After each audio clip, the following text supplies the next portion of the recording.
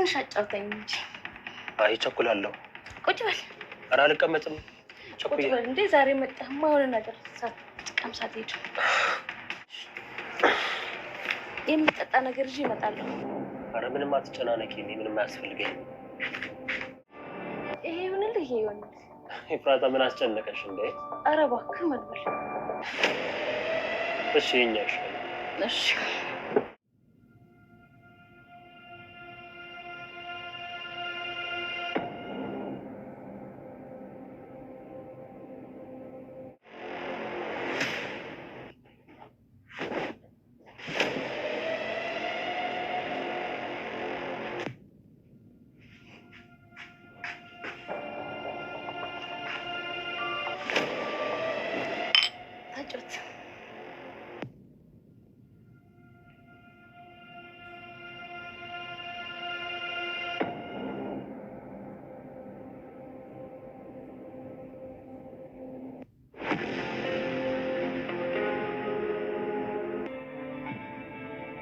ምንድነው ነገሩ?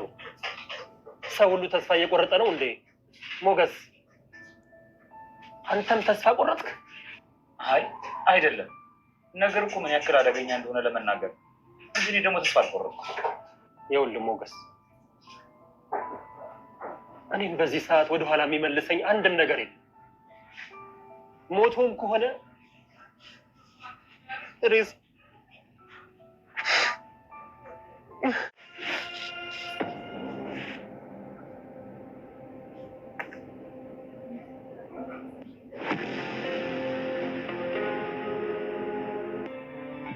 ምንድነው ይሄ? መርዝ ነው።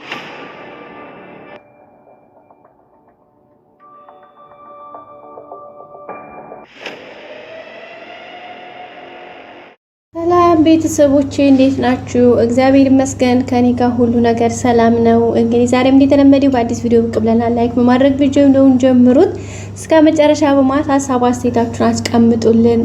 ዛሬ ኤፍራታ በጣም ነው ጥሩ ነገር ነው ያልሰራችሁ ማለት በእርግጥ እሷም እንግዲህ ዝና አስፈራርቷት ነው፣ ግን ይሄን ውሳኔ መወሰን አልነበረባትም።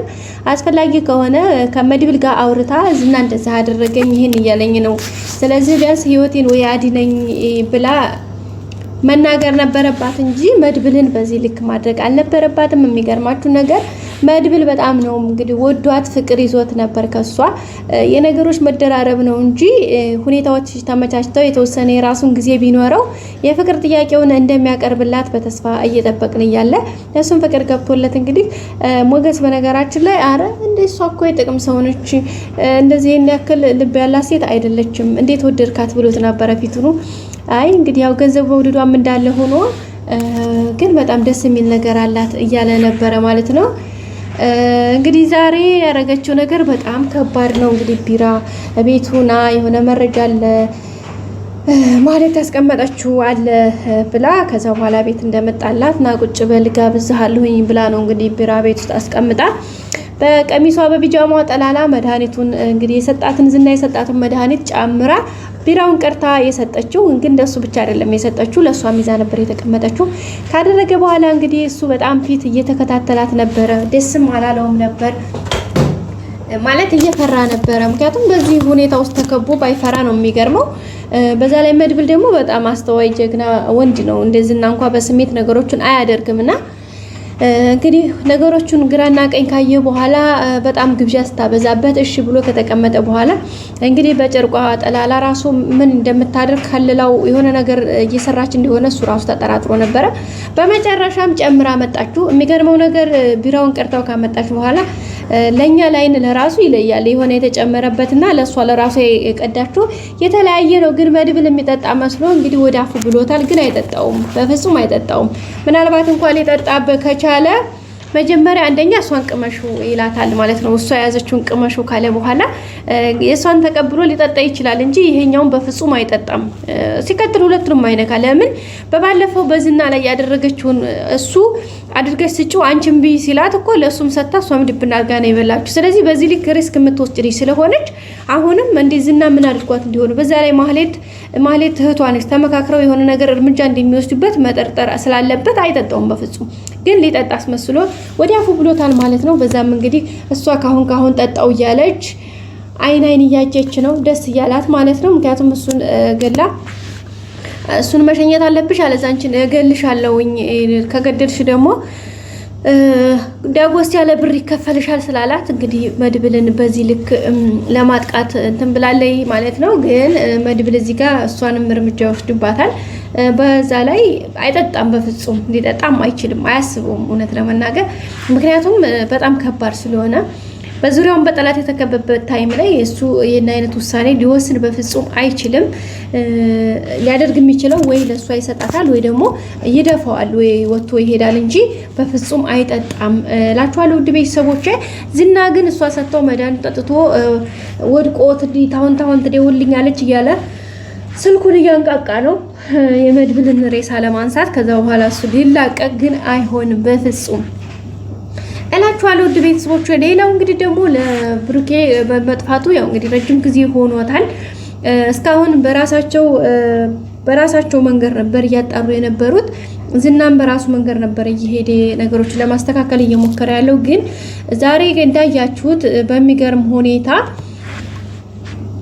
ወረቀቱ ተገኝቷል። ደብዳቤው ብሩክ ጽፎት ያስቀምጠው ወረቀት ተገኝቷል። ቅድስት ያገኝታው ወረቀቱን ሲነበብ እንግዲህ አንደኛ እንደዚህ አይነት አደጋ እንደሚደርስበት ፊቱን ቀድሞ ያቅ ስለነበረ ለዛም እንግዲህ ልጁን ለማሳካም ቤቱን ሳይሆን የሸጠው ራሱ ከነሱ ጋር በወንጀል በሰሩት ብር ልጄን አሳክሚያታለሁ፣ ይሄን ቦታ ደግሞ ለልጄ ጥሪት ማስቀመጥ አለብኝ ብሎ ልጄን እንግዲህ አባትሽ ይወድሻል አንቺ ብሎ ራሱን ሰጥቷል።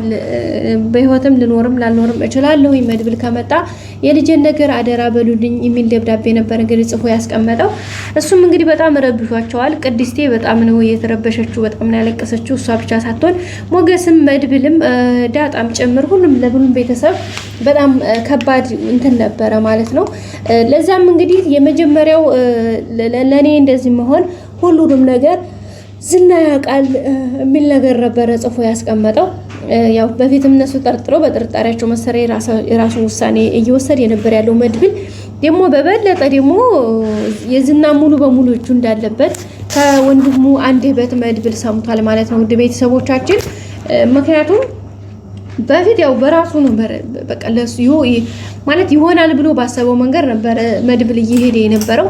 አሁን ግን በእርግጠኝነት የተረጋገጠ ሙሉ ደብዳቤ በብሩክ እጅ በእጁ በራሱ የተጻፈ ደብዳቤ ተገኝቷል። ለሱም እንግዲህ ሰፊ ወደ ዝና አለምንም ጥርጥር ዝና ነገሮች እንደሚያውቅ 100% ያረጋግጡበት ነው ማለት ነው። አካውን ባለ ዝና ምናልባት አሁን በኤፍራታ በኩል መጥቷል። በቀጣይ በሌሎች ሰዎች ሊመጣ ይችላል። ግን መድብል እጅ የሚሰጥ ሰው አይደለም። በእርግጠኝነት ዝናን እስከ ጥግ እንደሚፋለመውና ብሩኬንም በቅርብ እንግዲህ ያለበት ታውቆ እነሱም ወደው ሳይሆን ሲጨንቃቸው መድብል ዝና ማነው ብሩኬ ያለበትን ነገር በእርግጠኝነት ጥቆማ ይሰጣሉ። የዛኔ ነው እንግዲህ ነገሩ ይሹ በቃ ማለት የሚለየው። ከዛም በቅርብ እንግዲህ ብሩኬ እንደሚገኝ አንጠራጠርም። ቅድስቴ ግን በጣም እያለቀሰች ነው። በቃ ዝናጅ እነዚህ ሰዎች እጅ ገብቷል ማለት ገለውታል፣ ሞቷል ማለት ነው ወሪ ያለች ትገኛለች። መድብልም እንዴት እንደዚህ ትያለሽ? ወንድሜ አይሞትም እንዴ ልጅነታችን ወንድሜ ብሎ ነገ ጧት መጥቶ ያቅፈኛ እንደዚህ ያልሽ አታሟርቺ፣ እንደዚህ የሚባል ነገር የለም። ለምን እንደዚህ ትያለሽ? እንደዚህ ስለምን ብለሽ ነው እንደዚህ የምትዩ እያለ እየተናደደባት ይገኛል። እሷም እንግዲህ እሺ በቃ ብላ ደንግጣ ነው ዝም ያለችው። ምሳሌም እንግዲህ አባቷን ጥያቄ ተደጋጋሚ እየጠየቀች ነው የምትገኘው። አሁን ላይ እንግዲህ ዝና መድብልን ለመግደል መድብል ደግሞ ዝናን ለመግደል በጣም ከባድ ፍጥጫ ውስጥ ናቸው ያሉት። መድብልን እንግዲህ ለመበቀል ኤፍራታን ነው ዝና የተጠቀመው። መድብልም ደግሞ ዝናን ለመግደል ኤፍራታ ነበር የተጠቀመው። ኤፍራታ እንግዲህ ብር እንደዚህ ብቅ አድርገው ካሳያት በቃ ያችን ብሯን ነው እንጂ ሰዎቹን ምናቸውም አይደለም ማለት ነው። ምንም የምትመለከተው የምታየውም ጉዳዩ አይደለም። በዛም መሰረት እንግዲህ መድብል ዛሬ በአደጋ ውስጥ ነው ያለው። ግን ምንም አይሆንም። ለምን አይወስደውም በፍጹም። ያን የሰጠችውን መጠጥ ስለማይጠጣው ምንም የሚመጣ ነገር የለም። ኤፍራታ ግን መድብል እኮ ወዷት አፍቅሯት እንግዲህ ፍቅሩን ሊገልጽላት ዳርዳር እያላት ነበረ። የኔ ቸኮሌት የኔ አይስክሬም እያለ እንግዲህ እያወራላት ነበረ። ለሞገስ ራሱ እንደሚወዳትና ፍቅር የሆነ ነገሯ ደስ ይላል፣ ፍቅር ነገር ሳይዘኛ አይቀርም እያለ እያማከረው ነበረ። ግን ከባድ ነው። ውድ ቤተሰቦችን ላይክ በማድረግ ቪዲዮን ጀምሮ እስከ መጨረሻ ማየት ሀሳብ አስተያየታችሁን አስቀምጡን። በቀጣይ ክፍል እንገናኝ። ሰላም ቆዩ።